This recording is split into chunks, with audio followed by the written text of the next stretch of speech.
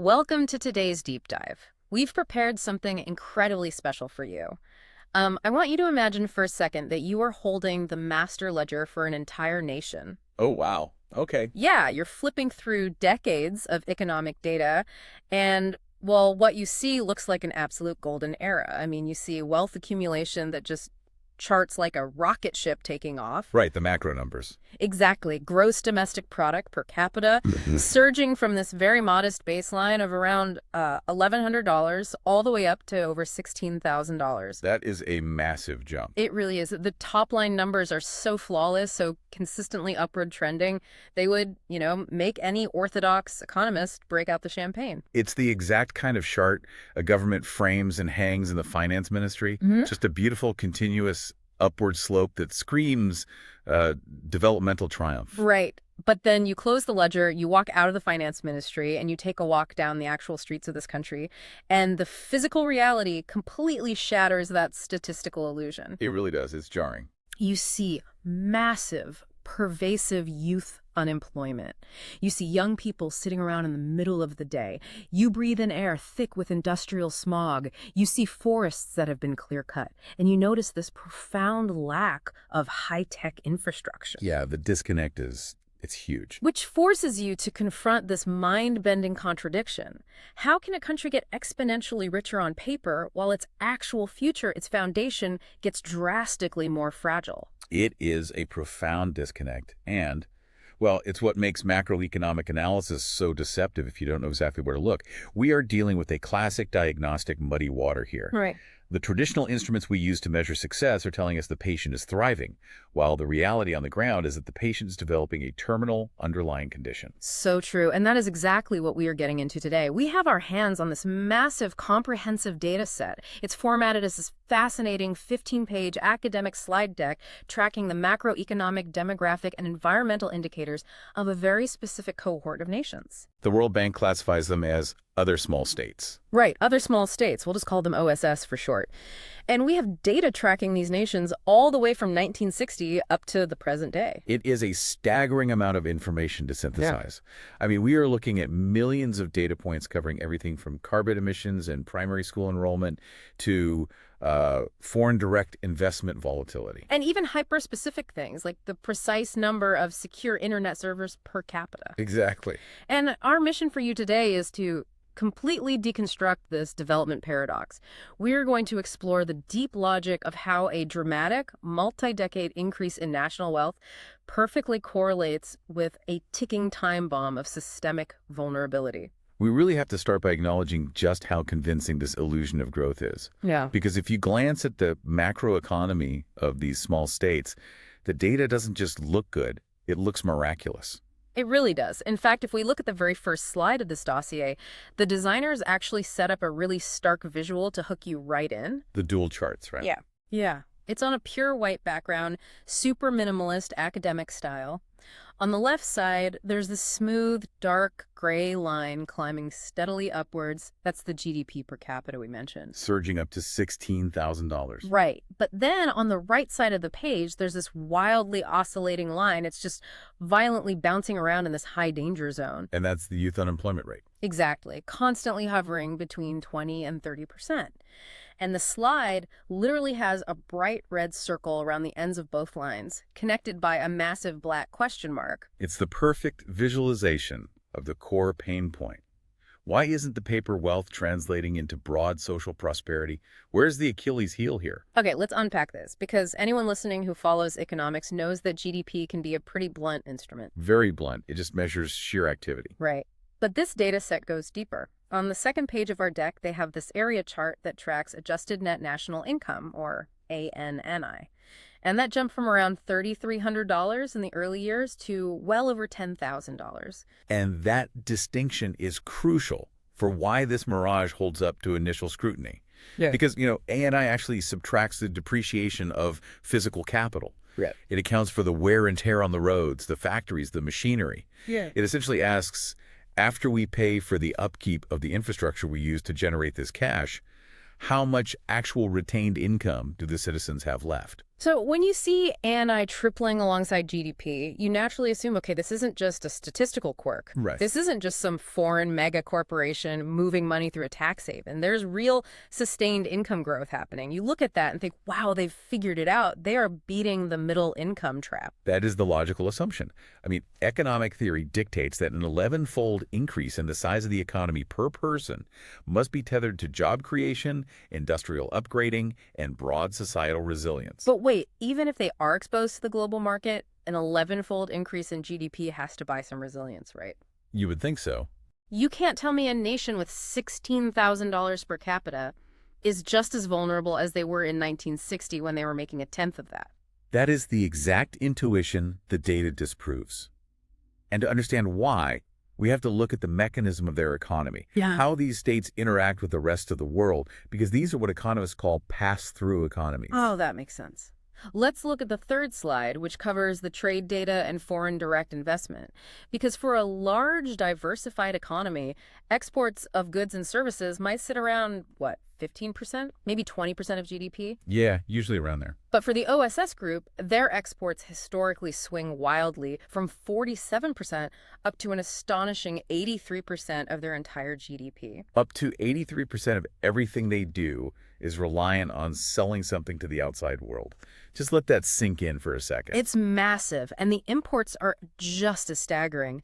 They are importing between 52% and 81% of their GDP. They are importing almost exactly as much as they are exporting at these astronomical volumes relative to their size. How does an economy even function when the numbers are that high on both sides? It functions like a turnstile. A turnstile. Yeah, money rushes in from a foreign buyer. Maybe they're buying a commodity or paying for a luxury resort vacation.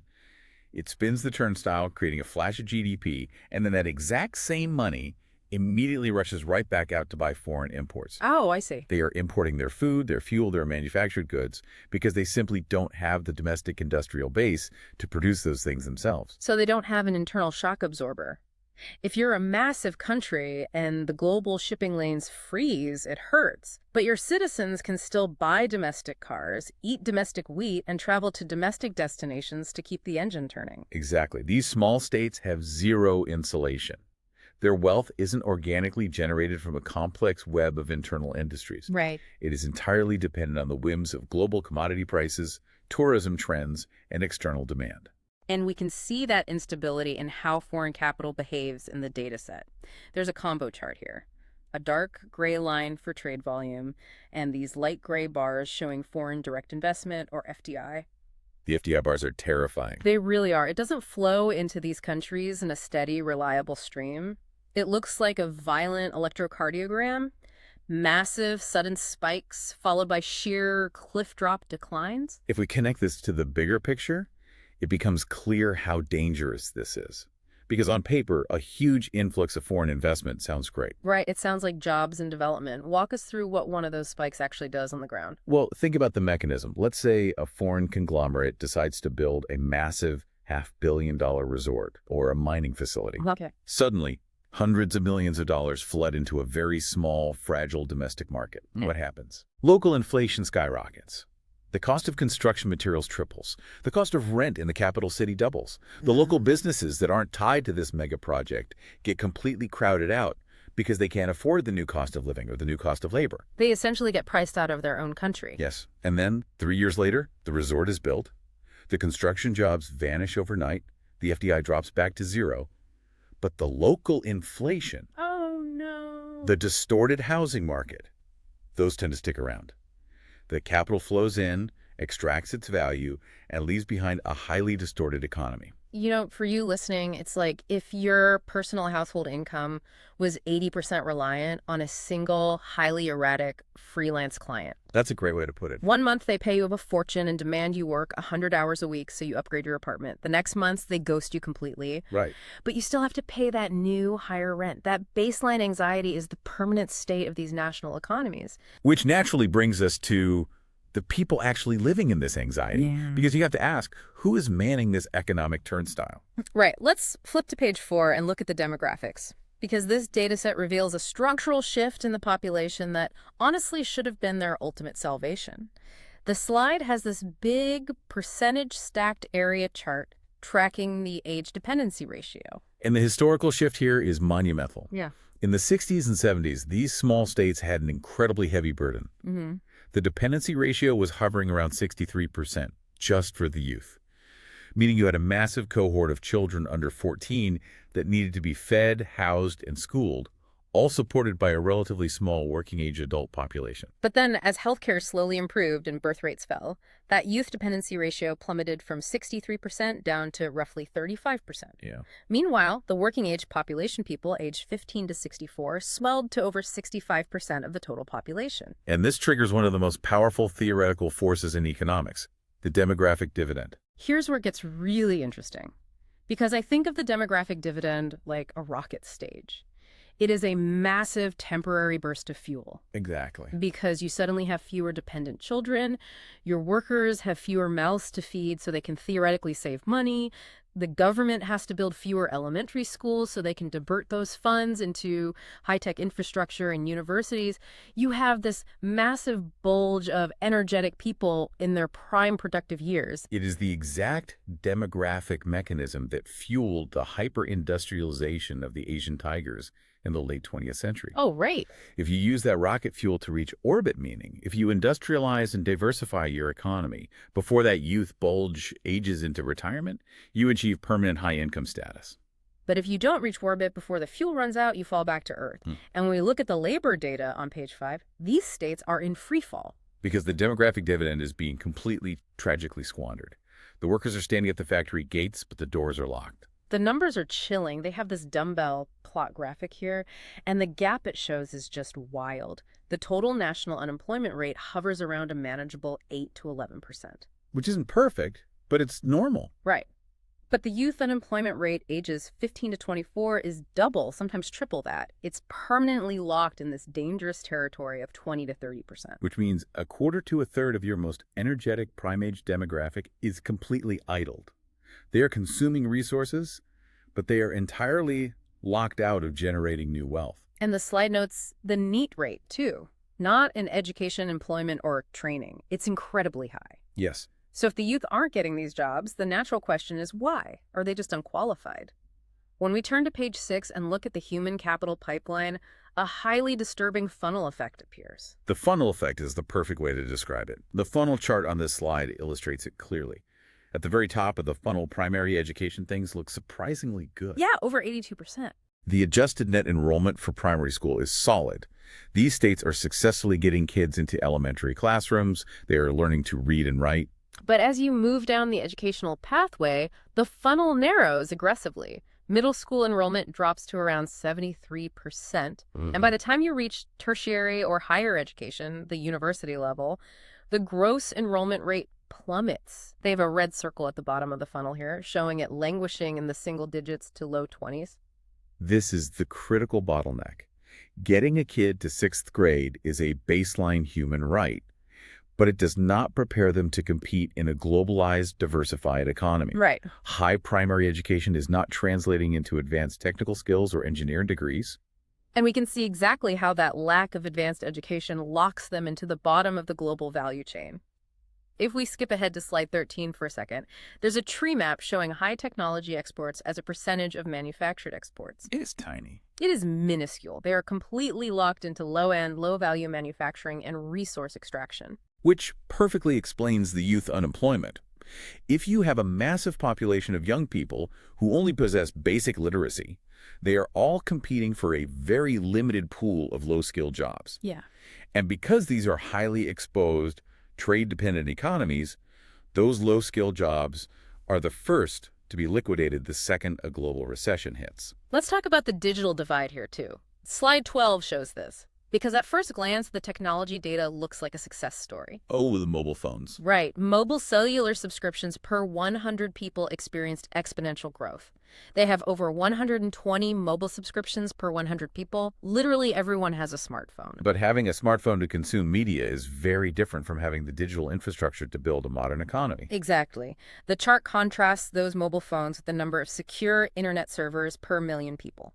And the secure servers, the actual backbone required for e-commerce, software development, and deep tech integration, are incredibly scarce. It's practically a flat line. Yes. The line for mobile phones shoots straight up, but the line for secure servers barely creeps off the floor. The designers drew a big double-sided arrow between the two lines to show this massive chasm. It is the illusion of modernization. They are consumers of global technology, but they do not have the infrastructure or the highly educated workforce to be creators of it. But the funnel effect and the digital divide aren't even the most alarming parts of the labor data. If you really want to understand why this demographic dividend is failing, you have to look at the massive demographic that is being entirely excluded from the equation. We have to talk about the gender gap. Yes. On page 7, they have these parallel bar charts comparing male and female participation, and the disparity is staggering. For young men in these small states, the labor force participation rate fluctuates between 36 and 54%. Which again isn't great, but... Right, it shows a significant portion are actively trying to participate. But for young women, the participation rate is a dismal 26 to 31%. And when you look at the NEET rate for young women, again, not in education, employment, or training, it is vastly higher than the national average. I want to dig into the mechanics of this. Because if a young woman is not in the formal labor force, and we know from the education funnel that she likely isn't in a university, where is she? She didn't just vanish. No, she hasn't vanished. The slide has this little clock icon to represent a 24-hour day, and it highlights the sad truth. She's been absorbed into the shadow economy of uncompensated domestic care and subsistence labor. And this is where economic data usually fails us. Because uncompensated care, work raising children, caring for the elderly, maintaining a household is absolutely vital labor. Essential. But traditional GDP doesn't count it. It doesn't count it at all. Yet it functions as a massive invisible subsidy to the formal economy. The men who are working those formal jobs can only do so because the women are providing thousands of hours of free domestic labor. But from a macro resilience perspective, this is a catastrophe. If you are a small nation trying to break out of the middle income trap and build an economy capable of withstanding global shocks, you cannot do it with one hand tied behind your back. You really can't. You are systematically sidelining half of your available human capital. You are taking 50% of your demographic rocket fuel and just dumping it on the ground. These young women are not building marketable skills, they are not starting formal businesses, and they are not contributing to the taxable revenue base that the government desperately needs to build that missing infrastructure. And there is a darker, more immediate societal risk here, beyond just the lost economic potential. High rates of idle, frustrated youth historically correlate with severe political instability. Absolutely. When you have a massive cohort of young people who see the GDP numbers rising on the evening news, who see the luxury resorts being built with foreign capital, but they have absolutely no money in their own pockets and no prospects for the future. It's a powder keg. It is a recipe for extreme social volatility. It entirely erodes the social contract. You have paper wealth at the top and an idle, marginalized youth population at the bottom. Which brings us to the ultimate question of this paradox. If the youth aren't generating this wealth, and the wealth is highly volatile, what exactly is being sold to make these GDP numbers look so good? When I was looking at the environmental data in this deck, starting around page 9, and specifically this metric called adjusted net savings, the whole paradox finally clicked for me. Oh, the waterfall chart. Yes, it felt exactly like looking at a corporate balance sheet. Normal GDP just counts the cash in the register at the end of the day. But adjusted net savings actually penalizes you if you sold the copper wiring out of your own walls to get that cash. Is that what we're seeing in the environmental data here? That is the perfect analogy. And yes, that is exactly what the data reveals. Adjusted net savings is a revolutionary metric because it acts as a true balance sheet for a nation's future. Okay, walk us through it. It takes the national savings rate, but then it actively deducts the depletion of natural capital and the damages caused by pollution. It answers the question, are you actually accumulating wealth, or are you just liquidating your inheritance? And the data set shows a massive, continuous liquidation sale. Look at the resource rents. Total natural resource rents make up a wildly disproportionate amount of their GDP, in some years fluctuating between 5% and a staggering 34%. And when we calculate that into adjusted net savings, the hidden costs completely erode their true wealth. The waterfall chart visually steps down, subtracting each cost. The data shows that natural resource depletion eats up to 5.6% of their gross national income. Wow. Energy depletion consumes up to 5.9%. Net forest depletion takes another chunk. So they are literally just digging finite assets out of the ground, cutting down primary forests, and selling them off forever. And the tragic irony is that the high-end GDP numbers are completely reliant on this extraction. Furthermore, look at their energy infrastructure on slide 8. There's a donut chart that shows fossil fuel energy consumption sits permanently between 70 and 76% of their total energy use. 76%. They are completely locked into a high carbon pathway. Yes. The construction sector, the power grid, the industrial base, their CO2 emissions are steadily climbing because they have not transitioned to renewables. Right. They are paying a premium to import foreign oil to keep the lights on, which drains their foreign currency reserves, while simultaneously degrading their own local environment. And that environmental degradation isn't just a problem for the trees. It is a direct assault on the population. The dataset tracks the hidden health taxes of this high-carbon, low-regulation growth. The public health metrics are where the concept of systemic vulnerability becomes flesh and bone. Page 10 has this shaded area chart that just looks bleak. We see that the mortality rate from non-communicable diseases, things like cardiovascular disease, cancer, and diabetes, for people between the ages of 30 and 70 is devastatingly high. It sits between 16 and 23%. These are prime working-age adults dying prematurely. And a massive contributing factor to this is the environmental data we just discussed. The air pollution. Exactly. The data set specifically isolates the damages from particulate emission damage, the actual breathable smog from burning those fossil fuels. It strips away nearly 0.5% of their entire GNI in sheer economic damage. It's an invisible tax. The pollution causes respiratory failure, which takes a worker out of the economy, which then puts an unbearable strain on the healthcare system. And how robust is that healthcare system, according to the data? Oh, it's practically non-existent. Slide 11 uses these little isotype icons, the little figures, to show the ratio.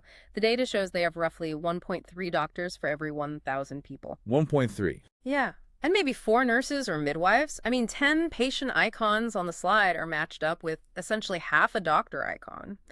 If you get sick from the industrial smog, or if you need catastrophic surgery, the social safety net simply isn't there. Which means a medical emergency isn't just a health crisis, it is a financial death sentence for a family.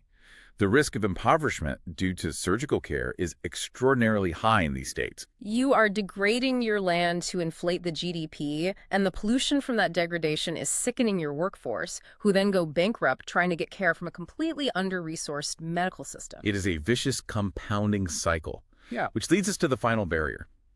Why hasn't this been fixed? Right. If the data is this clear, why haven't these states reformed their institutions, built better universities, and transitioned to green energy? Well, the dataset actually attempts to quantify government effectiveness using CPIA scores, the Country Policy and Institutional Assessment. On page 14, right? Yeah, the radar chart. It rates economic management, structural policies, and public sector governance on a scale of 1 to 6. And what we see is a soft ceiling, across the board, from the rule of law to property rights to institutional quality. The scores are stagnant. They permanently hover around 3.0 to 3.5. It's institutional paralysis. They are stuck right in the mediocre middle. And without strong, transparent institutions, you cannot execute the complex reforms needed to fix the education funnel or negotiate better terms for foreign direct investment. The weak institutions are the ceiling that prevents them from escaping the vulnerability trap. So what does this all mean? Bringing all of this together, the core revelation of this deep dive is a concept we really need to cement.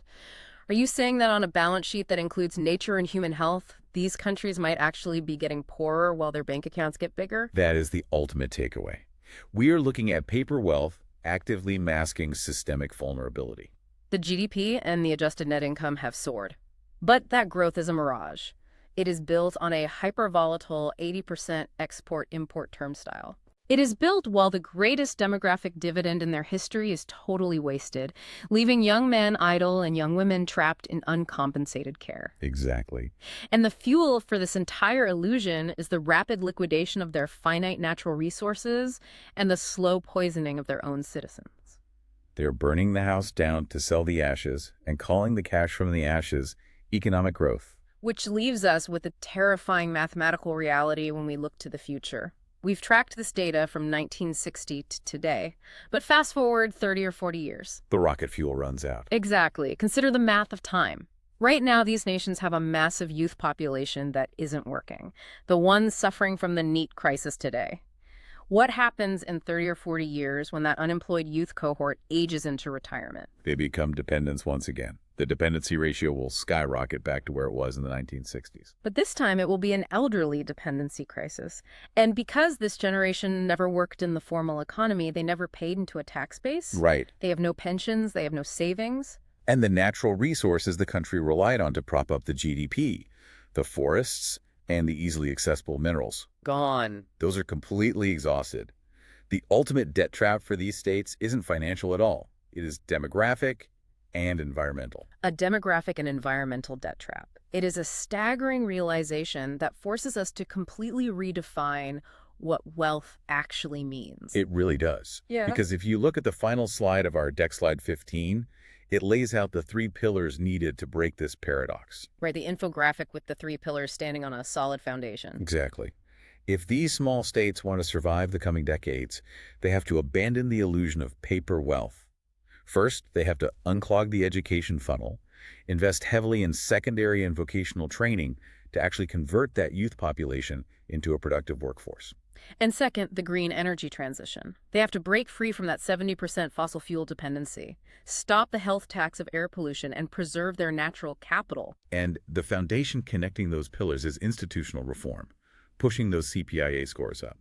Without the rule of law and clear property rights, you can't attract the kind of long-term, high-quality FDI that builds factories instead of just speculative real estate. Is true wealth a high GDP per capita today? Or is true wealth a highly educated, fully utilized population backed by strong institutions living in an environment that can sustain them for the next century? The data strongly suggests it is the latter. Thank you for joining us on this deep dive into the development paradox. We encourage you to take this framework and apply it to the organizations, the businesses, and the communities around you. Look past the top-line revenue. Ask yourself, what is the hidden cost of this growth? Are we building a resilient foundation, or are we just stripping the copper wiring out of the walls to hit this quarter's targets? Keep questioning the data, look for the systemic realities beneath the surface, and we'll see you next time.